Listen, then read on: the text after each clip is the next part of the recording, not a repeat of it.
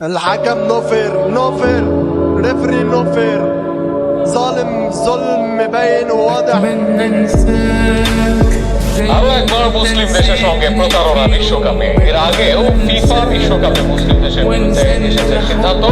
এবার সেই সিদ্ধান্ত এলো আর্জেন্টিনার পক্ষে, যাতে ভুক্তভোগী আফ্রিকার মুসলিম দেশ মিশর, যেখানে যে ফাউলে মিশরের হলো গোল বাতিল, সেই ফাউলে গোল দেওয়া হলো আর্জেন্টিনাকে।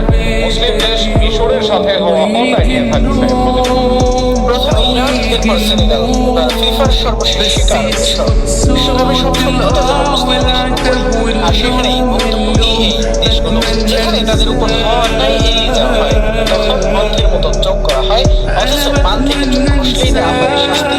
আর্জেন্টিনা ও মিশর ম্যাচে ছিল নাকি মিশরের বিপক্ষে শুধু আর্জেন্টিনার 11 জন খেলেনি, খেলেছে রেফারি, খেলেছে পুরো ফিফা, যেখানে ভুক্তভোগী আরো এক মুসলিম দেশ। 2-4 মেলালে দেখবেন এই দৃশ্য নতুন নয় মোটেও, অথচ দিনটা মিশরের জন্য ইতিহাস রচনা করার একদিন হওয়ার কথা ছিল। শুরুতে হেঁটে এক গোলের পর জিকুর দারুণ কাউন্টার অ্যাটাক থেকে গোল কি ছিল না মিশরের, কিন্তু এই মিশরকে আটকাতে রেফারির একের পর এক বাজে সিদ্ধান্ত, তাতে এই ভুক্তভোগী দলটি ম্যাচের 21 মিনিটে পেনাল্টির বাজি মিশরের বিপক্ষে, যেটা নিয়ে আছে বিতর্ক। এরপর 56 মিনিটে বাতিল হলো মিশরের গোল, দেওয়া হলো বিল্ড আপে ফাউলের অজুহাত।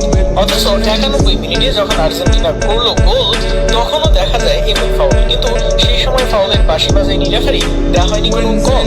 উল্টো প্রতিবাদ করতে আসলে একের পর এক টিম মেম্বারদেরকে দেওয়া হয় কার্ড। মুসলিমদের সাথে এমন আচরণ নতুন নয়, এর আগে ইরানকে বিদায় করতে প্রচুর ম্যাচ খেলেছে আমেরিকা, যেখানে শেষ মুহূর্তে বাতিল হওয়া ইরানের গোল, সেনেগালের সাথে হয়েছে অন্যায়।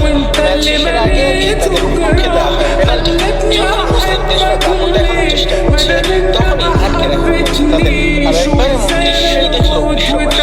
আর্জেন্টিনা মিশর ম্যাচটি ঘিরে তর্ক বিতর্ক, সমালোচনা থাকবেই, ইতিহাসের পাতায় ম্যাচটি থাকবে কালো অধ্যায় হিসেবে, যেখানে আরো এক মুসলিম দেশের সাথেও ফিফা যে আচরণ করলো, তাদের বিশ্বকাপ তো হবে আরো কলঙ্কিত। আর একবার প্রশ্নবিদ্ধ হলো আর্জেন্টিনার জয়, একই সাথে মুসলিম দেশের সাথে এমন আচরণে যে মুসলিম বিশ্বে আসবে তার ছোঁয়া তাতেও রইল না সন্দেহ।